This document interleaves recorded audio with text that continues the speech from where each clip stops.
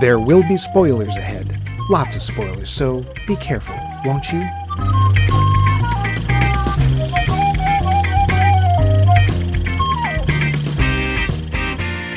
It's that time, the witching hour.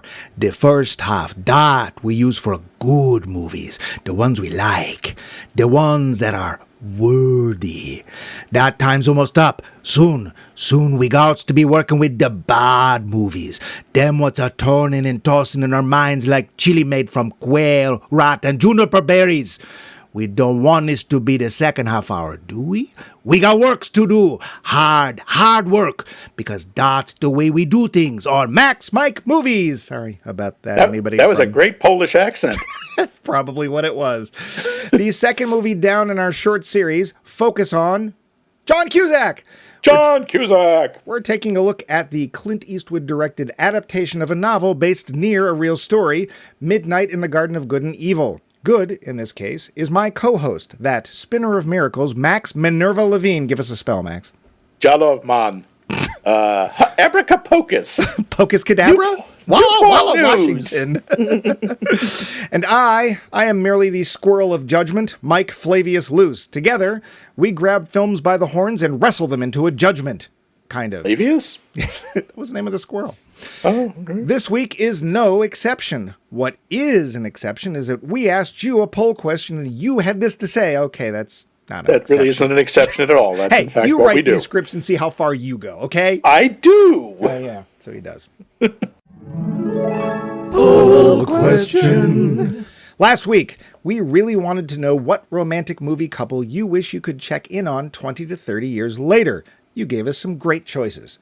First up, Val Coons, who still claims to be related no matter how many times I try to tell her for her own good to just stop, said, quote, easy one, Fran and Scott Hastings from Strictly Ballroom, for those who are unaware. Oh, yeah. Love your examples, she referred to my posting Howard Bannister and Judy Maxwell or Saoirse and Mad Mardigan. Thanks, Val.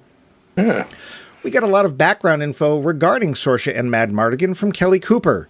Quote, well, according to the books, Saoirse and Mad Mardigan were utterly destroyed, so they'd be dusty bits of blasted rock after 30 years.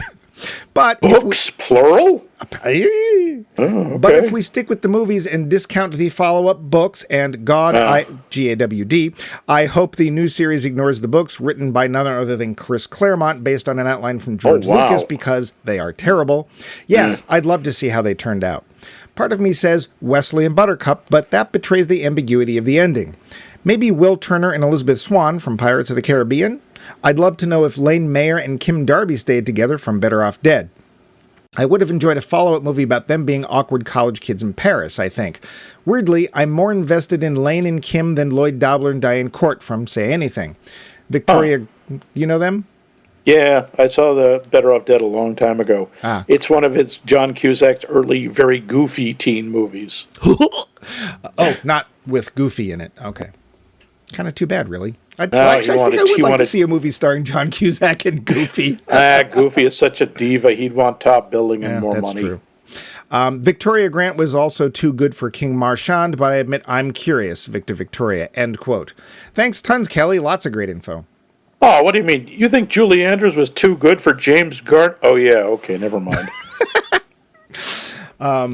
There's a snake in my boot. Tyler Stewart wants to know about Ferris Bueller and Sloane. Ooh, do they stay together? Well, we'll never know. He also came back with, actually, Benjamin Braddock and Elaine Robinson from The Graduate. Oh. Yeah. Well, we know the pitch for that from the player in The Graduate 2, Mrs. Robinson's Revenge. That's movie. We hear that movie being pitched. Well, is that something she does, or is it just a result of her cooking? Probably both. Anyway, that is an even better and deeper one. Thanks, Tyler. Dave offered, quote, Brad and Janet came to mind first, but the fun of the Before Sunrise series is we get to see the couple evolve, and a fourth one would be fun as well. So I think the Before Sunrise couple, end quote. I don't know that couple, do you? I know who they are. It's, I think, Ethan Hawke and somebody, but I've never seen the movies. Wait, I'm sorry. Somebody wants to see something about Ethan Hawke 30 years in the future? I could be wrong. I may be wrong about who's in it. I find that hard to believe. Hard to believe. Finally, Vince, who posted on the site, which, as always, gets you quintuple bumpy bucks offered, quote, as Mike mentioned, I have odd movies taste to some, and I always wonder what happens to characters after the main event of the movie is over. Like what happened to Kurt and Bikini Girl after they escaped the killer Go-Go Girls in Faster Pussycat Kill Kill. You know you love that movie, Mike. I don't actually know I love that. That's what he says. These days, we seem to be finding out what happened to couples and characters 20 to 30 years later all the time as everything is getting rebooted and updated, end quote. Well, he's not wrong there. So thank you, Vince, or Snowy, as he's known all over Canada. How about you, Max? Who do you want to see? Who do you want to stick your nose into 30 years down the line? Ew. Just answer the question. Nobody, if you're going to put it that way. Well, I still stand by my last week's choice of Boris and Natasha. I want to see what happened with those crazy kids. I'm not sure. The problem is we keep seeing that. Every so often people do, oh, you know what, we should do another sequel. Yeah. I kind of like either not knowing or seeing the ambiguity. I kind of would like to see Rick and Louie 20 years later after Casablanca. Yeah. Interesting. I mean, I don't think of them as a couple in that respect. No, but they are. They're partners in a lot of ways. I would like to. I mean, if it has to be romantic, I would also be curious about Ilsa and Victor. I mean, could that last? It's a good question. And I think, one of the reasons I asked this question was to bring up the idea, and a lot of the people who answered sort of did too, which is, honestly, it's usually better not to know. I agree with you. It's nice to think about it, but to me, the whole point in general of a story is this is the point in these people's lives where they're interesting. After it, it's more, hey, we get on with things or whatever. Unless it's a multi-generational story, which is entirely possible. But or to me, it's the idea that I like the ambiguity because then you can fill in the story yourself. Right. You can decide whether it works. Right. You can write your own slash fiction like, Kirk and Spock. Which is the point, right? Because that's where slash fiction comes from, for those who don't know. That is where it comes from. That's where the term comes from. I'm going to go with Kermit and Miss Piggy, just because I think they're exactly the same, and I love the Muppets, and I'd like to see the Muppets done well. Yeah, because currently they're not. No, they're really not. I didn't like the whole... it wasn't the most recent. It was the second most recent, where they were doing a late-night talk show, and apparently Kermit and Miss Piggy had gotten married and gotten divorced. Yeah. It's fun to talk about, though. Like, I think Sloane and Ferris, no, they're not together. No. I don't think so. No, honestly, I think Sloane grows up and Ferris doesn't. Very likely. Very likely. But anyway... I like... Yeah. I was going to say, they're great answers all. Many thanks. Yes, you really do make our humble little show that much better. And because you've been so kind, we're going to ask you for even more responses this week. Yeah. We'd like to know, based on a true story, what does that mean when you see it before a movie starts? Do you trust the film more, less, hold the film up to a higher standard, or does it matter at all? Do let us know. And if you do, we might be able to send Bumpy to camp. But... for now, Mike's, of course, would like to send Bumpy to a farm up north. Up north. I'd like to send him to the kind of camp you don't come home from, Yeah, with barbed wire and big... Wow, that got dark fast. Not like that. You're dark. Wow. Let's get back to talking about good and evil Cusack style. The show. Budget.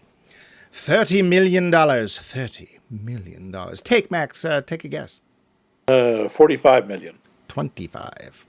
Not one exactly of Clint, a big hit. Yeah, not one of Clint's bigger successes. And by the way, a little extra trivia, because I looked it up just before the show. Clint Eastwood's real name? Yeah? Clinton Eastwood. Clinton Eastwood. Eastwood. Oh, Eastwood. Sorry. That's just mispronouncing. Clinton Eastwood. Man, that was imaginative. I'm going to drop the last two letters of my name. Yeah. Yes, Mr. Eastward. Yes, Mr. Eastwoodington. Yeah. Lady Chablis is not only a Savannah native and performer, she was also in the novel on which this movie is based. And I've actually had friends who have seen her down in Savannah and say that she's an absolute riot. Wasn't she... I thought this was also... She was one of the first, actually, transgender performers to play a transgender character. That may be. Didn't pop up in my trivia, but it's cool to know if it is. She was hilarious. And apparently Eastwood did let her do some ad-libbing, because that was... Let's face it, there was no way you weren't going to get some. I don't think you could stop her, really. And good, because she's funny. Other people in the book and movie were based on real folks as well. Joe Odom was indeed an ex-lawyer, but he and Mandy, also a real person, never had a relationship. John Kelso, based on author John Berendt, and Mandy didn't either. Berendt was gay. Oh, okay. Yeah. Mercer House was real and was used for filming. Some of the actual guests for James Williams' parties were invited to be extras and were congratulatory on Spacey's portrayal of Jim, especially his wandering about the place greeting everyone in turn. And his mustache. I actually think it looks good. As goofy as it is, I actually think he looks better with it, but that's just me. Yeah, it works. It's just the mustache is practically its own character. Yeah, among other things. But the judge was no actor. He was the real-life Sonny Seiler, Jim Williams' attorney. Oh, okay. Yeah. Yep. Oh. Ugga the dog was also the real-life Ugga, mascot of the University of Georgia. Well, he was the fifth in the line of Uggas. Yeah. The Uggas of the North. Didn't he invent the boots? I'm sure. Nepotism. Mandy, played by Alison Eastwood, shares more than a last name with director Clint. She is his daughter. Huh? Apparently she still had to try out, though, and audition and all that stuff. Okay. By this time, old Clint was an old hand at directing. This was his 20th film. Good Lord, really? Yep, I was surprised, too. Huh. While based on a true story, a good deal was changed in the writing of the book and film. Jim Williams did indeed kill Billy Hansen, though that wasn't his real name. Yeah. But he didn't do it at a Christmas party. It was in May. He was also tried for the crime a total of 4 times. Sentenced to life the first 2 times, he appealed, and the result was a mistrial. The 4th time, also an appeal, acquitted him. Huh. So, wow. Yeah, we're more or less looking at the last version in this film. Okay. There wasn't a huge amount of trivia for this movie, but I do have a bit more about Mr. Cusack, as promised. Unless, Max, do you know any trivia about the movie before I... Yeah, if you notice, I looked and I watched the credits for this. It is Mercer House, and that it was owned by the famed singer-songwriter Johnny Mercer. Right. Every song on the soundtrack, except for one, is a Johnny Mercer song. Yep. It's a brief instrumental piece called Early Autumn, which is by somebody else. Otherwise, everything is Johnny Mercer, a lot of which were written with Mr. Hoagie Carmichael. Sorry, Hoagie Carmichael. Yeah, he's an inventor of sandwich. Indeed. I didn't look to see, but I wonder if Eastwood performed any, because he's not only a very accomplished piano player, but he often writes the scores to his own movies, which honestly, that's just not fair. I didn't see his name in the soundtrack credits, but it's possible. He might have also done it uncredited. Yeah. But about John Cusack. John Cusack divorced his parents. For his role in the film The Sure Thing, he was only 16. They were based in Illinois. He was obviously filming in California, and they couldn't be on set. He couldn't be on set without a parent present, so they got the producer to instead become his legal guardian. So it's not like he hated his parents. It was just a career move. Yeah. So, hey, can you not be my parents anymore so I can be in this movie? Okay. Sure, hon. Yeah. It's a little drastic. It is, but there you go.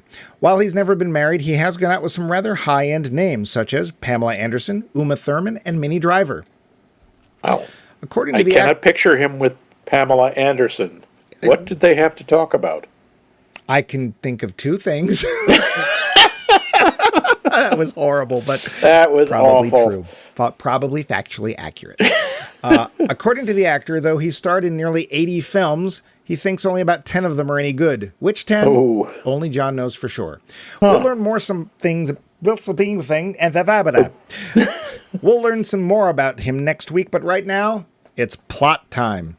It's 1981 in Savannah, Georgia, and writer John Kelso, played by John Cusack, has been sent down by Town & Country magazine to cover a very swank Christmas party given by socialite Jim Williams, played by Kevin Spacey. Savannah is a quietly wild place, but anyone wants to be there and at the event of the year. Things are, of course, not what they seem. Beneath the genteel exterior, we have a voodoo queen overseeing a good deal from her park bench, a man who could, at any moment, poison the entire water supply, and become the Joker, the Lady Chablis, a transgender woman who is one of the most outgoing performers ever seen in these parts, and Billy Hansen, played by Jude Law, a rough and ready gay hustler who just happens to be Jim Williams' live-in handyman and lover. Lava. After a particularly loud exchange, shots ring out, and in the ensuing silence, it's Jim Williams who's found holding the gun, claiming it was all self-defense. Thing is, it's an election year, and the local prosecutor isn't willing to just let rich people lie. John Kelso, deciding there's more than a simple 500-word article in this, decides to stay and make a book, offering Williams and his attorney his services as long as they don't get in the way of his writing. As Kelso investigates, he finds even more than he bargained for, including what turns out to be the one piece of evidence that can turn the trial around in Jim's favor. But is this the right course of action? Will voodoo magic be the undoing of the trial? Will Kelso find love in this gentle, kind Mandy who's had eyes on him since he got to town? Only Clint Eastwood knows for sure. The lowdown. So, Max, as I often ask, you hadn't seen this, or have you? I had. I saw it many years ago. I had forgotten most of it. It's funny. The film is weird that way. I did not forget Lady Shebley. Did not. Because she's kind of unforgettable. And I did not forget Mad Hetty. I'm sorry, Minerva. Because she's I begin to wonder if that's where Mr. Gaiman got the idea. Yeah. And there's other things like I think we talked about this before the show, but both of us forgot that Clint Eastwood directed. Yeah, I don't know if I ever knew, but yeah, I absolutely did not remember that. Yeah. So during the trivia, we were talking about all the different people who are characters, like the fact that the actual lawyer, Sonny, is playing the judge, which was like, oh, okay, crap. One of the other big characters in this, and I think that was intentional, is Savannah itself. Yeah, this is really kind of a love song to Savannah. And it upped their tourism a huge amount after this film came out. And they did film a lot of it in Savannah. Mercer House, as I said, was used. They actually just removed the antiques because all their antiques were real. But Clint Eastwood met with Jim Williams' sister, who owns the house, and he assured her that everything would be cool. They'd take care of everything. And she's like, as long as we can get the antiques and stuff out, it's fine. And all the action scenes have to be shot elsewhere. So the shooting and stuff did not take place there. But I never would have guessed they were two totally different places because it went together very, really well. Yeah. But just the feel of the place. And the thing is that to me, it was very attractive until you started looking a little closer. So we see a lot of people who are taking life a lot more slowly. They have much better manners. They're still racist. It's not the South. It's that sort of classic. It's that weird duality, especially, and again, this is the way us Northerners tend to look at the South. On the one hand, there's a kind of envy because they do still have that legacy of the aristocracy. They considered themselves aristocrats before the war. Right. The War of Northern Aggression. And they were the rich people. Keep in mind, the ones we hear about are the rich people, right, which were not all of them or even a lot of them. Right. They were the ones with the very old world manners, gentility that still carries on. You get a lot of people who do that whole, well, I don't know you from a hole in the ground, sir, but sit and have some sweet tea. Yeah. Well, and that's what happens when John Kelso first shows up. The person that he's supposed to meet is like, oh, what can I get you to drink? Not do you want something to drink, but what can I get you? Knowing that it's December and obviously exceedingly hot down in Savannah, I guess. I don't know. Well, the first person he meets isn't too polite to him because the first person he meets is Billy. Well, but the woman on the porch, I forget if she's the secretary or whatever. Yeah, something Billy, like that. Jude Law, angry teenager. Jude Law is unrecognizable by vision or by sound. He does a very good Southern accent. And he weighs about 10 pounds. He looks, the boy needs a sandwich. Yeah. And just so we can cut off any potential emails, there's the South and there's the South, right? Because it depends on where you are. So we have friends, there's a couple of our friends who are from North Carolina, and I don't personally find North Carolina to be very similar to Savannah, Georgia at all. And of course, we in the North have just as many problems. We just do them in different ways, right? It's not like there's no prejudice in the North. It's just... Oh, no, we don't have racism anymore. Yeah, right. We outlawed that, sure. Yeah. We elected a black governor in Massachusetts. That's the end of racism. La, la, la, la. I can't hear you. Yeah. But I think that the interesting thing about this is that's kind of the theme of the whole film, and it's expressed in a number of different ways. So we get Savannah, which in the beginning, it's like, personally, seeing manners in people was so refreshing, because it seems like manners in general have just disappeared. And if Savannah's at all still like this and they're able to hold on to manners, being kind to people and just generally, at least on the outside, treating people well, good for them. Civility, yeah, because I sure miss impressive. that. Yeah, I'm in the Midwest, and as nice as people are, manners not a thing, not really a thing. Of course, that's retail for you. Then we get pretty quickly to the problem. Let's get this out of the way. We have a couple of problems with this film. One of them is he's not the lead, but he's the sort of the second lead character. he's a major character. He's kind of the focal point of the story, and that's Mr. Spacey and his mustache. Spacey. The thing is working with Kevin Spacey, even if he's not the head character. And I wrote, my note was, goddamn Kevin Spacey for turning into a dickweed, because I really liked Kevin Spacey. He's very talented, and he's always good. And as you say, even if he's a minor character, he walks away with the movie. Yeah. He can be in like 2 scenes, and it's still, oh yeah, did you see that Kevin Spacey movie? It's not as bad as Matthew McConaughey, but it's close. I think Matthew McConaughey's still in Wolf of Wall Street. Kills me, because he literally waltzes in, pats his chest a few times, waltzes out, and all you can think for the rest of the film is...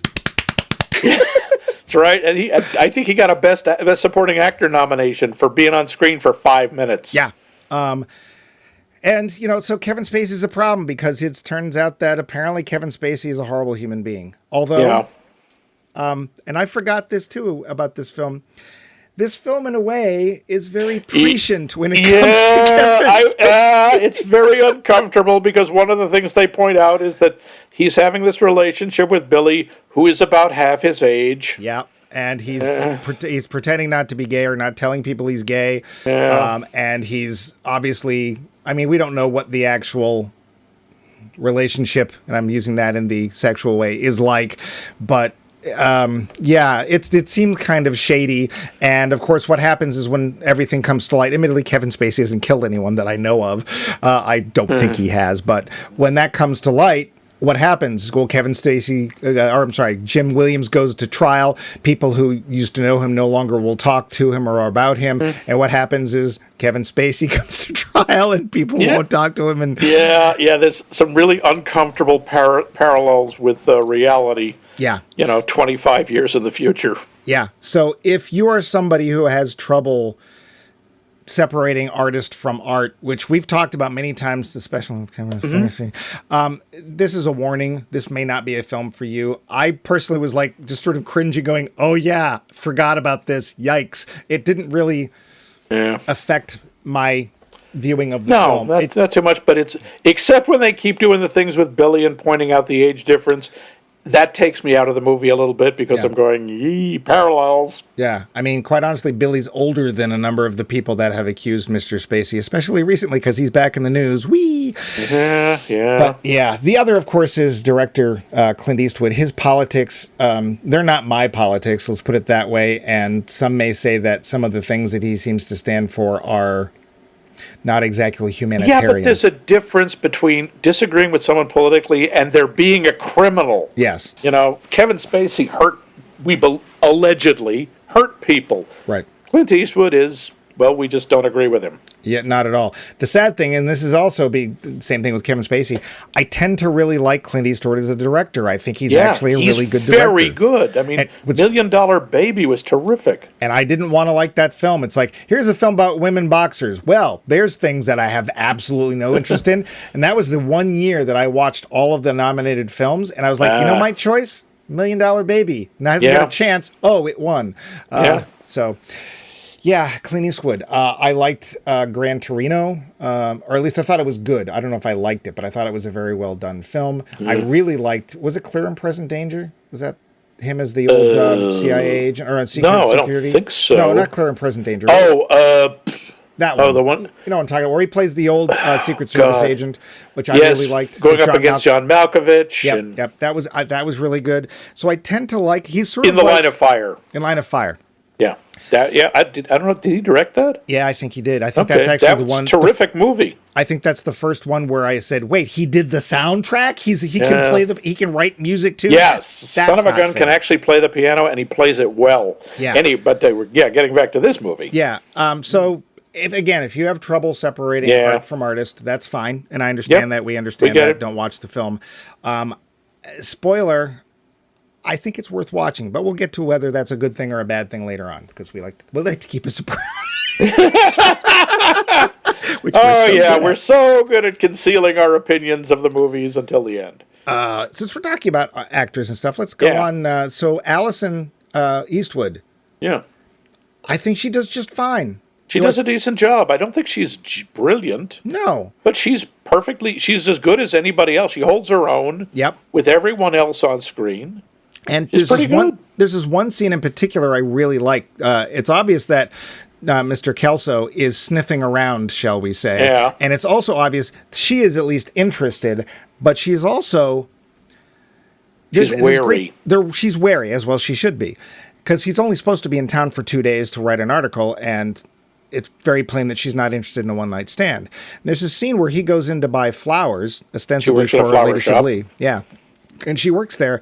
And there's this great scene where he's trying to talk about what flowers he should buy for somebody. And it's like a chess game.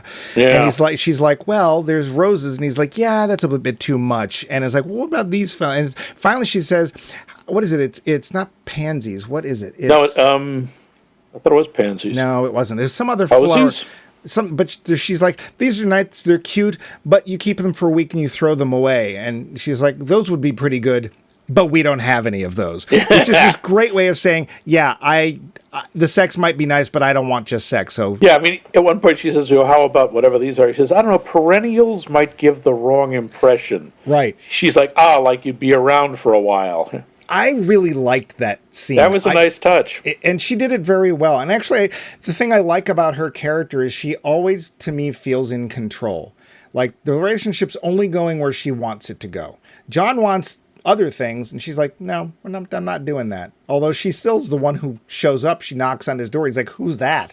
Mm-hmm. And she's just like, you're new in town. Everybody in town knows everybody and what's going on. I just want to see who you are and what's She's also the one when they've gone out, and she says, if you're wondering, now is the right time for a kiss. And the best part about that is that it's John Cusack, right? This is his thing. He is the rom-com guy. He's still John Cusack, but he's actually very toned down for him. He's still confident. He's got that John Cusack confidence, but compared to last week's film...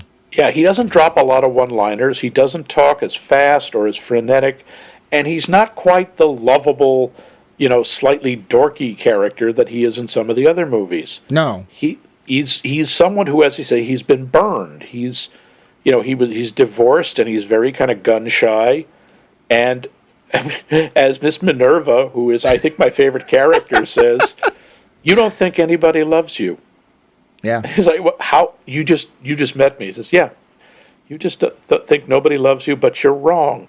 Yeah. And you get and as the movie goes on, I'm going, damn, she's right. She really nailed him. She's great. She's terrific. She's kind of a caricature. Sure. She's just a bit of a stereotype, but she's also so damn likable. Even to the bit she's the first person we see in the movie. My first thought was, feed the squirrels, tuppence a bag. But she looks like the bird woman. She's in this, baggy, eclectic clothing, and she's talking to a squirrel named Flavius. Yeah. And complaining that he's laughing at her. Yeah. And my first thought is, I want this movie to be about her. Here's the thing: is I really liked her. The problem is that if you got too close to that character, they'd have to start explaining any things, and I just don't want them to explain things about her. I don't want to know how or what is she magical? Is that a real thing? Yeah. Or does she just know people that well? My feeling it's probably really the latter, in the guise of voodoo or whatever. I mean, that was also an interesting touch. I never think of. I mean, she says, or no, Williams says Jim says that Savannah, Georgia's is voodoo country. Yeah. Like, really? I think of Louisiana as voodoo country, maybe Tennessee, but I never really think of Georgia as voodoo country. But okay. Well, and that this feeds back into the theme of things on the surface are not what they seem to be below. Because you'll probably find if you asked anybody in the street in that town, do you believe in voodoo and magic? And they'd go, no, of course not. But if something bad happened, you'd probably see them going to Minerva, right? Or, I mean, they would say, oh, of course I don't. But then you would see them, like, following some superstition of, like, Right. pouring salt on the ground or, not stepping on a particular plant. And Jim, if he may not believe it, but he clearly respects it. I mean, there's a whole thing. He goes through this whole ritual with her to settle Billy's ghost. Right. Because, to keep the ghost from playing him or messing with him, in effect. And he's like, okay, do you have, the virgin water, never touched a pipe? Yep, right here. Here's the dimes. He brings everything she asks. He follows her instructions. He's never snide. He's like, yeah, I absolutely am going to do whatever you tell me to do. Except one thing. Yeah, he will not every day ask for forgiveness from Billy, from Billy's spirit. And the movie never comes out and asks this, but we have to wonder, in the confines of the film, is that why what happens happens? Yeah. Right? Because... Yeah. Interesting. Yeah. So, and then, of course, Kevin Spacey as Jim. Now, interestingly, I read a little bit more about this. The author, John Berendt, didn't like Kevin Spacey's portrayal. He says, look, I had all these conversations on tape that I gave or made available to Kevin Spacey. Why didn't he listen? He seems so like he's sleepwalking. And then he said he started laughing because he realized, the recordings that Kevin Spacey listened to of Jim were at one of the trials where Jim was on Valium. So, of course, he sounded like that. But I personally liked Jim. I could totally see... I said Jim Williams / Kevin Spacey is so smooth. He is just moving his way like this calm snake through the crowd at his own party. And, of course... everyone's pretending they don't know he's gay and what's going on, because what happens is Jim gives the best parties in town, and everybody wants to go. Yep, and it becomes everybody who's anybody. And this is a guy who has like friggin' Fabergé eggs on his end tables. Yeah, it's like that is worth more than that thing on your table is worth more than my house. Yeah, and they never say exactly where Jim got his money. There's not really a sense that any of it was illegal, but but he earned it. They do say at least that. He says he's nouveau riche. His dad was a barber. His mom was like a secretary. He earned his own money. And he says it like he's expects to be judged for that, because of course, in old money towns like that, they respect old money. They think it's better if you inherited it rather than actually worked for it yourself. Well, he says something to the effect of it is nouveau riche, but the important part is the riche. Yeah. And I'm not just pointing my finger at Savannah. You get that everywhere. And boy, do we get that in New England. Oh, yeah. Well, the Lodge family. What's the other? Cabots. Oh, my God. The Cabots, yes. Welcome to old Massachusetts, the land of lobster and scrod, where the Lowells only talk to the Cabots and the Cabots talk only to God. Yeah. So, whatever. But... he gives this party. That's the reason John Kelso is there. And you get to see the party. And the party is basically rich white people not having a good time. I mean, they're, the food, but nobody's really doing anything. Well, until, what is her name shows up? The woman who's that. Who is that magnificent creature? And she's hilarious. She's somebody who married into wealth, and her husband died, and she decided to basically make herself famous about herself. And so she has her house as a museum. I think she used to be a vaudeville performer or something like that. Like that. They aren't really entirely clear. And she's waving a gun at some point, and one point Kelso asks Jim, he's like, is that thing loaded? And he's like, oh, yes. Yeah, she's waving a friggin' Derringer around, and she starts screaming, or sort of laughing. Someday I'm going to shoot a man. I will shoot a man. And I always like John Cusack is ducking away from the gun, kind of laughing and kind of, is she going to shoot me? Yeah. Well, even Kevin Spacey, Jim Williams, is like, because he knows it. And this happens throughout the film where people act certain ways, and it's like, this is crazy. And Kelso, for the audience, is there to go, is that real? And the characters are going, oh, yeah. Like the guy with the poison and the flies tied to him. That is such a weird character. It's Luther Driggers. Yeah. Is this guy who walks around town. He apparently invented the no pest strip, but got ripped off by the company. And he walks around with flies on threads tied to his collar. Yeah. So there are always these flies on little leashes around him, and he carries a bottle of poison, which he says someday he will dump into the town water supply. Yeah. And no, everyone's okay with this. Well, up to the point where at the trial, somehow he becomes the foreman of the jury. How did anyone let him on a jury? I had that in my notes, but then they answer the question. They were like, well, if we don't let him in the jury, we're worried he's going to poison everyone in town. So let's not be responsible for that, shall we? But he goes to read the verdict, and he's been told not to bring his flies and not to bring the vial of poison. And he goes to read the verdict, and the poison falls out onto the floor. And everyone's just like looking at it. And the judge tells the bailiff, pick that up. And he hands it to the judge, and he looks at it, and he hands it to the bailiff and says, give it back to him. And it's like, yeah, that's it. They just deal with it, which is weird. Because, of course, the weird part is we have Lady Chablis, who lives in town, has a show in town. Everybody knows that Lady Chablis is not what she appears to be. Yeah. And they deal with it. They know that Billy is gay. There's other gay people, so it's like gay stuff is accepted, sorta, as long as it isn't made public. I mean, this has been a phenomenon for, let's face it, probably thousands of years. Yeah, it's the open secret. It's we're fine with you being gay as long as you don't actually say the word or make us actually confront it. Yeah. And interestingly, there's places in the world where it's even more true today. One of my friends who happens to be Greek, is from Greece, and he says that when the idea of hey, I'm gay comes up, the answer is, why don't you just do what your uncle does, go out into the field, take care of what you need to do, and then come home and get married and have kids. So it's like, you can be gay, but you still have to do this thing. And it's you can be gay as long as you're not gay. Yeah, right.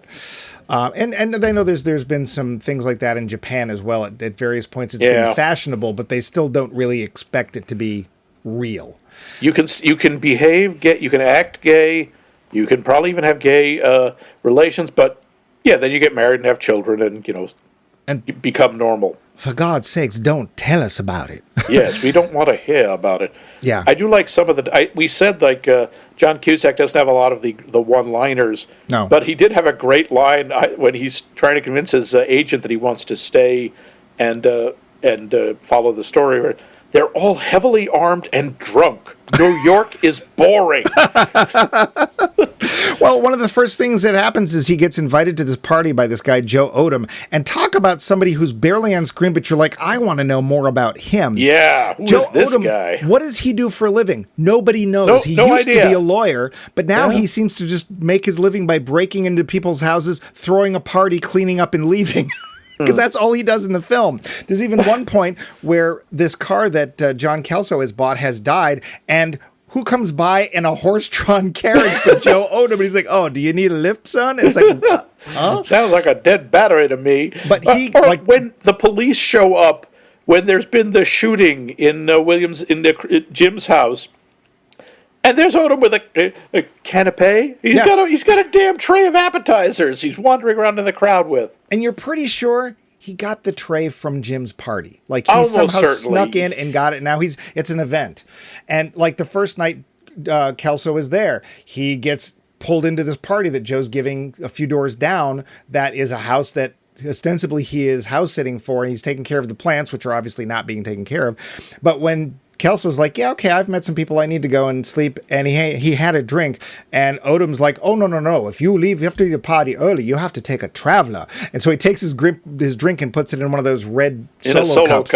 Yep. And sends him off. And that becomes something that happens throughout the film. People are just drinking on the street all the time. Yep. Now, nobody's rolling drunk and getting into fights. And whether or not that's reflective of the way things really are, I don't know. It's just, that's what you do. And this is part of the reason why Savannah looks to be so attractive and such an interesting character. But as I said, there's a lot in this film. The whole story is about how things are not what they seem. Oh, it turns out Jim's actually gay. We don't know that from the beginning. And in fact, there's points I wanted to ask you. Do you think that when they first meet and Jim is calling John Kelso sport, do you think he's hitting on him? I think he just does that to everybody. I just get the feeling he puts that out there. Because he guesses Kelso's size for a tuxedo. And he's like, I do have an eye for this sort of thing. And please pardon my horrible, because the Savannah accent is not a general Southern accent. It's its own thing. No, it's very specific, and it's very hard to do. Yeah, and as can be told, because I'm not doing it well. But there's a point, too, where it's not even that Jim is testing Kelso outwardly, but by showing him his collection, he wants to see. It's like he's actually, it turns out he picked John Kelso on purpose. He wanted him to come down, even though Kelso's never written for Town and Country. But he starts showing him his stuff, and he wants to see what Kelso either knows about it or his reaction. Yeah, how he reacts. How is he impressed? He shows him a painting, and Kelso immediately knows this is an overpainting. Where's your black light? And that, to me, was a really cool detail, because that's the whole film in that one painting. It's a Stubbs. Stubbs is a very well-known landscape painter. I think Stubbs also did horses, but don't quote me on that. And that's the thing, is like, there is this, he can tell looking at it, it's like, there's a painting under here. Something's been painted over. And he's like, haven't you ever wondered? And Jim's response is, I actually rather enjoy not knowing. And that's another theme of the film. And as he said, he sums it up at the end. He says, why, sport, truth, like art, is in the eye of the beholder. And the people at his parties, they know, but they'd rather not know about Jim's actual relationships and stuff. His mother, at one point, it's told by Jim, or by Kelso to Jim, it's like, you're gonna have to come out, like publicly come out. That's just gonna have to be part of this whole trial, because that you can't get around that. And he's like, well, I can't do that in front of my mother. And it's like, do you really think she doesn't know? She's never heard it from me. Yeah. So she too, the truth, she knows, but she doesn't want to know. Exactly. She doesn't want it confirmed. So there's a lot of layers in this film, little details that keep supporting that idea, which I actually found really interesting and very deftly wielded, if you will. On the other hand, we get to things like the Black Cotillion, which was a really interesting thing. It's a fascinating sequence. Apparently, it's I forget the name of it. It was like a bunch of Greek letters. Alpha, Phi, Cotillion, something like that. Something and the like whole that. idea is, it is a what they used to call a coming out, not in that sense, sort of thing, where only for black people. Only for black people. Because God knows they can't do it with the white ladies.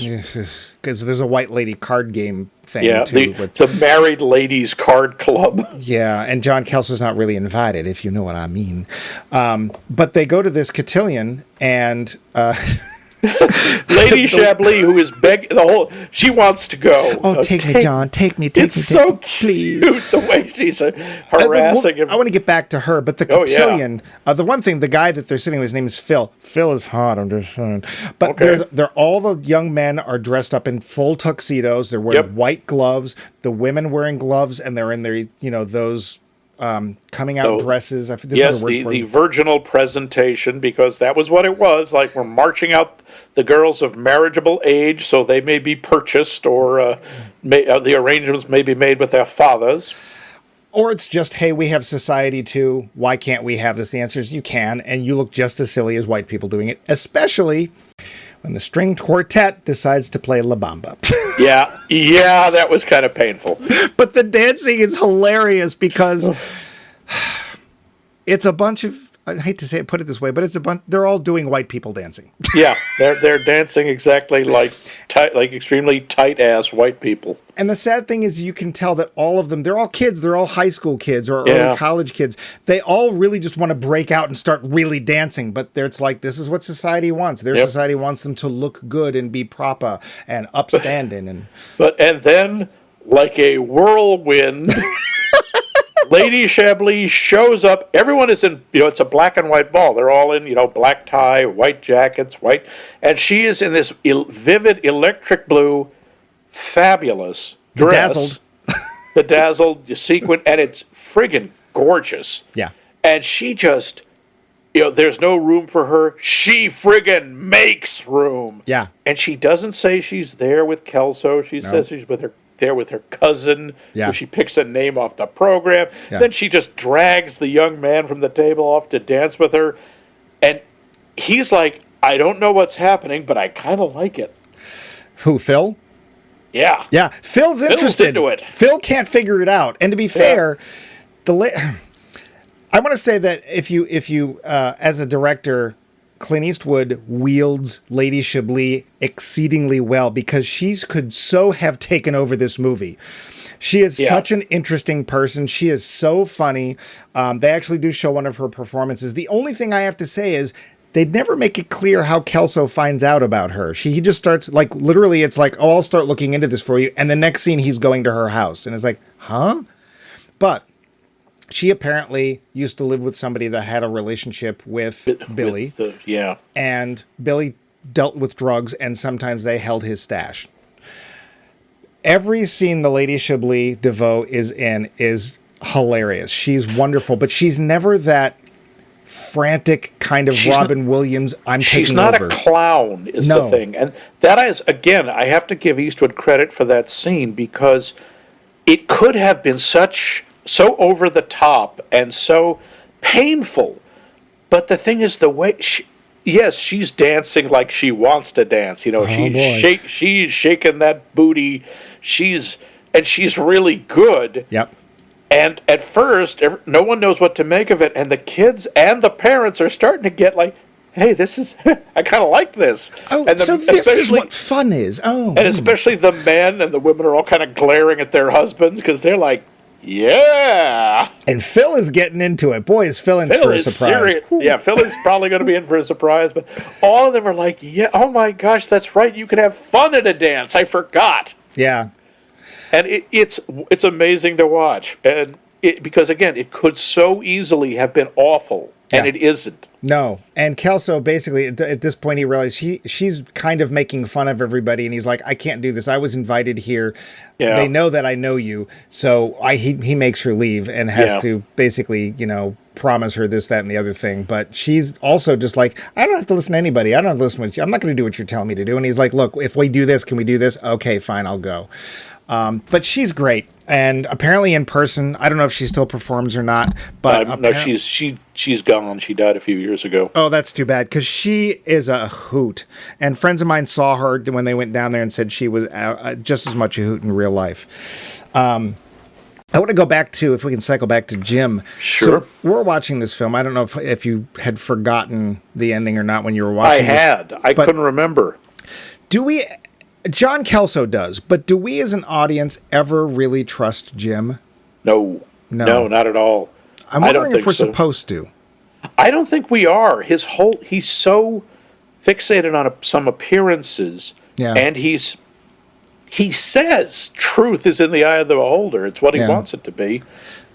And unfortunately, because of who he is, because of his sexuality, he has learned to lie about who he is all the time. To a degree. Which is what Savannah's doing all the time, too. Yeah, that's the thing. Everything is different under the surface. Under the layer of paint, something else is going on. Right. So it's hard to really trust anyone in this movie. Yeah. And Kelso is sort of... It's funny, he's supposed to be from New York, but the blinders go right over his eyes. He is swept up in the moment, in the people, in the place, which I get. If I had been in his position, I'd have been like, I feel like I'm being romanced by an entire town, and I think I kind of like it. And but of course, he's seeing the high end. I mean, it's all the rich people and all fancy and the fine places. He's not hanging out with people like Billy. Right. And the one connection he has with quote unquote poor people is Billy, and it doesn't go well. Because Billy is just like, I am kept. I am allowed to be in this house. I don't own any of this stuff. And he resents it. You can tell he's just this big ball of rage. Well, I'm going to get to that to the end. I do have, when we get to the court scenes, this happens a lot. We have courtroom scenes in films.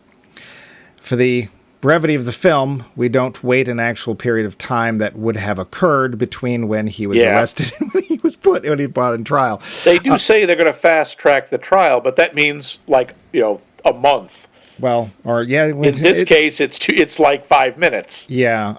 Do you have any experiences actually in court? I do. Yeah, a couple of times. I've done jury duty, that kind of stuff. Oh boy, is it never like it is in the movies. It's never as interesting or as entertaining. We never get anyone like Lady Chablis testifying. Come on.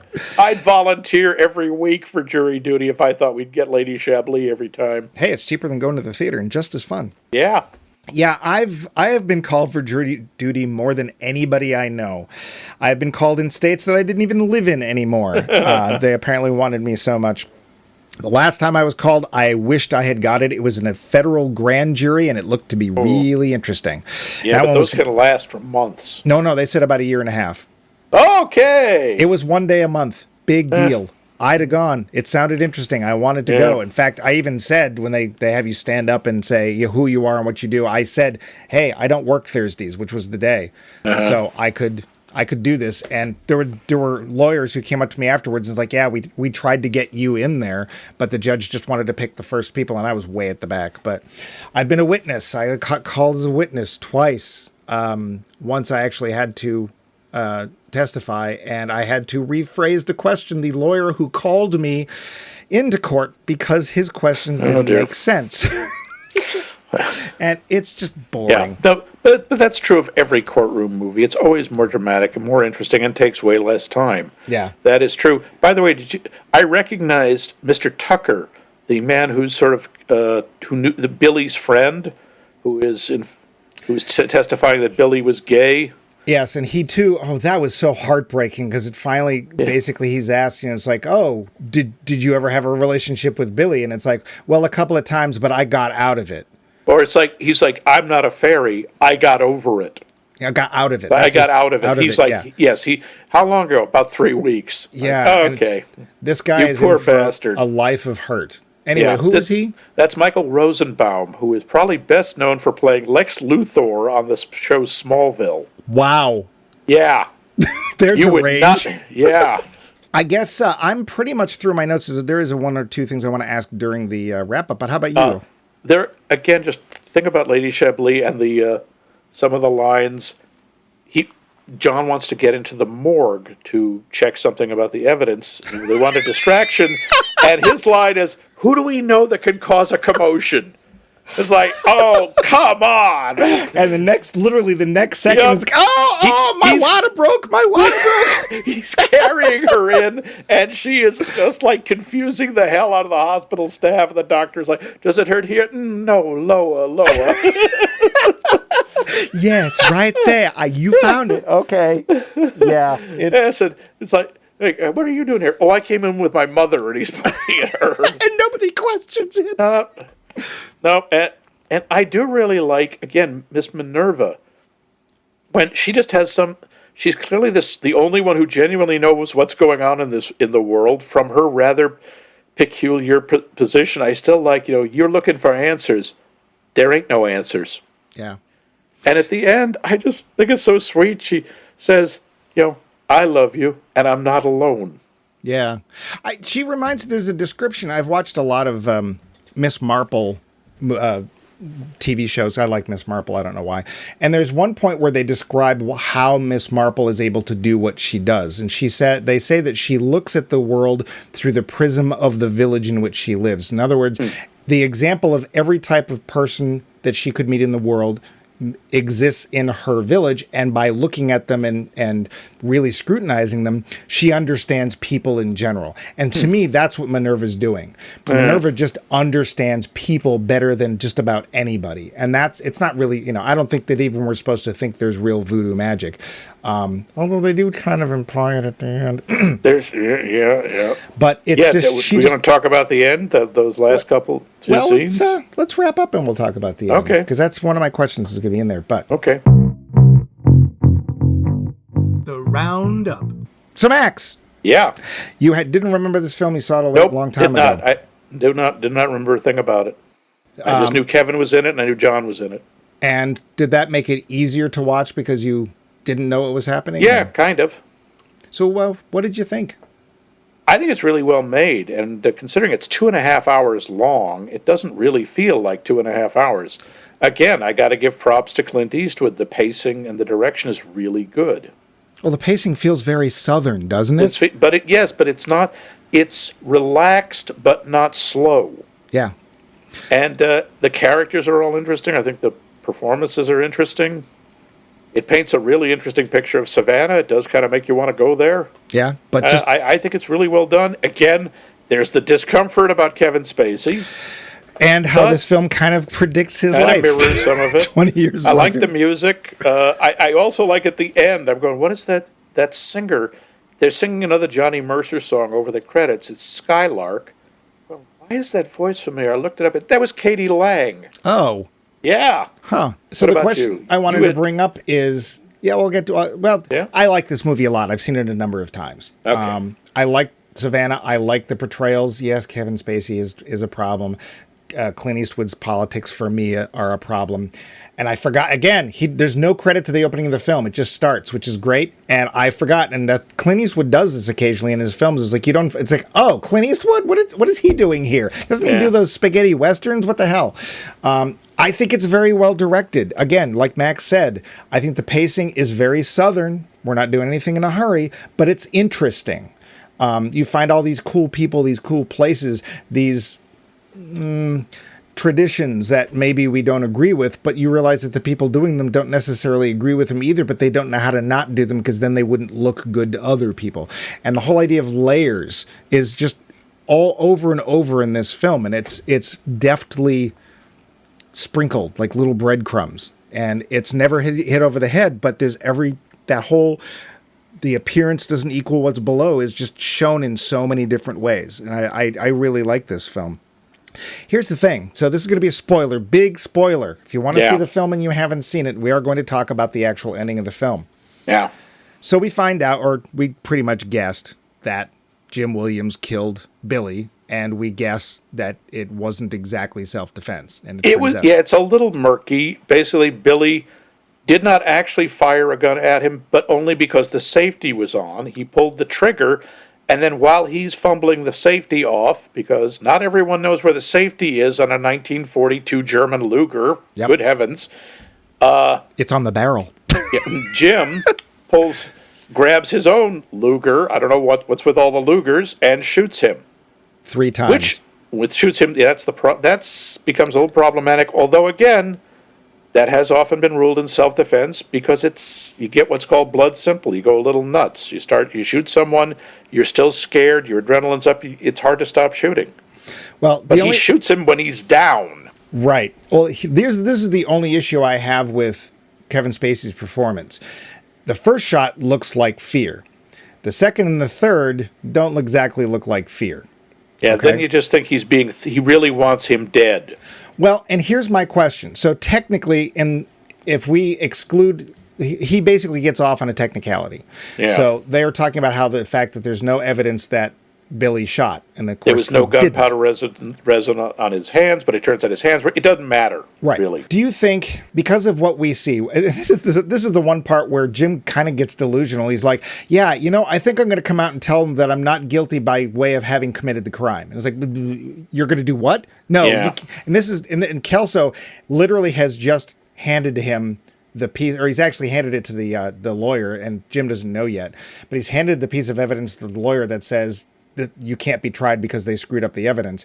And Jim says, hey, this is what we're going to do. Instead of whatever you're bringing to tell me, I'm going to tell them what really happened, and that way they'll let me off. Don't you think? And Kelso's like, no, are you stupid? Well, also you can tell Kelso realizes that he's been falling for Jim, not romantically, but he's believed the story too. Yeah, he's bought into the whole narrative. And he's like, oh crap, what have I done? Here's the thing. Is Jim guilty? Well, it depends what you mean. He absolutely killed Billy. He never denied that. But well, as you pointed out, Billy pulls the trigger. Billy is trying to shoot Jim. Yeah. But even if he hadn't been successful here, doesn't it sort of suggest that Billy was at some point going to try again? Probably. I mean, he was, if not trying to shoot him, you get the feeling that was, Billy does not strike me as a planner. No. But considering the guy keeps, daggers and guns in his house. Yeah. I'm sure he would have had the opportunity. He might have done it again, or he might have just tried to go at him with a broken bottle or some such. So maybe he was in effect protecting himself in the long run. Unfortunately, that's actually first-degree murder. But Right. I think the first shot, was self-defense. After that, It becomes kind of murky. But again, from a legal point of view, he believed himself with that first shot. He believed there was a genuine, clear, and present threat to his life. He legally had the right to defend himself. right. It's the second two shots you have to wonder about. And would the first shot have killed? We don't know. Yeah. There's no way to tell. And of course, the movie doesn't offer that up. So in a way, the verdict is more interesting than it seems because it's presented as he gets off when he shouldn't have. And it's like, well, maybe he should have because it didn't look like Billy wasn't trying to kill him. It certainly did. It's hard to tell. And then there's what happens to him. Yep. Jim. Voodoo. Yeah, well, something. Jim suddenly, he's alone. John's left. The room starts spinning. He keels over. We hear a heartbeat slow down, and he sees a vision of Billy lying on the carpet where he died, looks up at it, who lifts his head and smiles at him. Yeah. In that creepy Jude Law kind of smile. And he dies. Jim dies. Yeah. And the implication, if you want to buy that, is Billy dragged him off with him. Well, he never asked Billy for forgiveness, right? So Yeah. that's what Minerva told him to do. The thing that I loved about Jude Law is when we first see the vision, he looks dead. And then like life comes back to his face and he lifts his head and changes his expression. When he puts his head back down, and maybe they reversed the film, I don't know. But when he puts his head back down, the life drains out of his face again. It's a very subtle but very cool It's remarkable. thing. He does. If it was done just by him, it's remarkable facial muscle control. But yeah, we don't know. He does. Yeah, Jim ends up dead, but John gets a kind of happy ending. Well, I think it's one way of putting it. I think it's a nice ending. He decides he's going to stay down in Savannah for at least 6 months. Yep, write the book. Mandy's staying with him. They're together, and they're going to go out and get something to eat. And they come out, and Lady Chablis is waiting for them with a dog and a picnic. Yep, she is actually walking Uhhhh for reasons. She's whatever.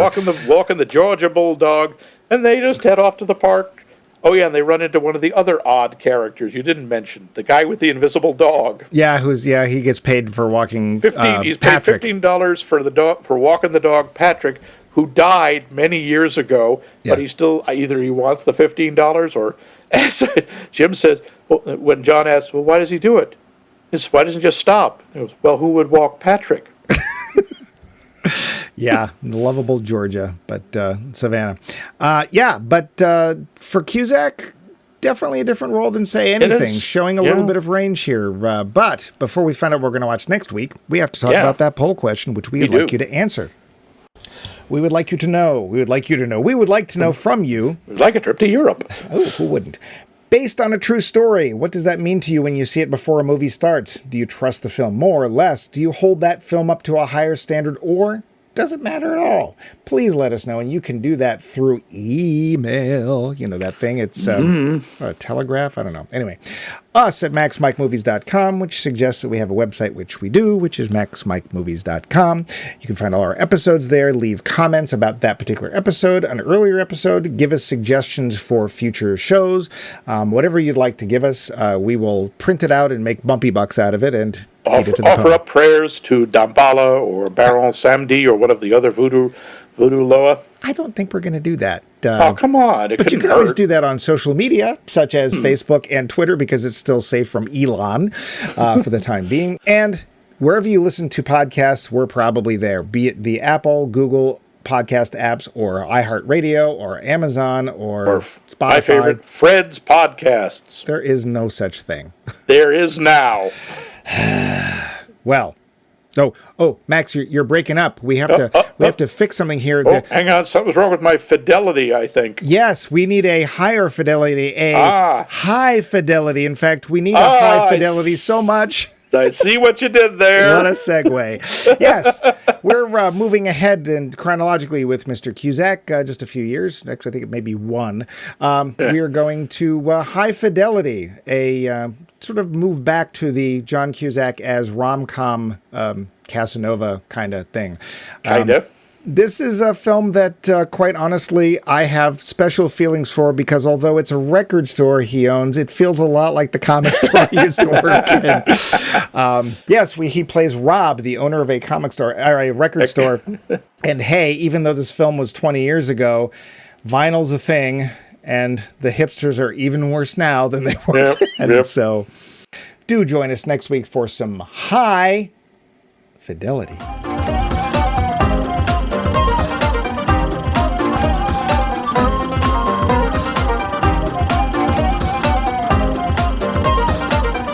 This has been a co-production of The Voice of Max and The Movie Wrench. Uh-oh.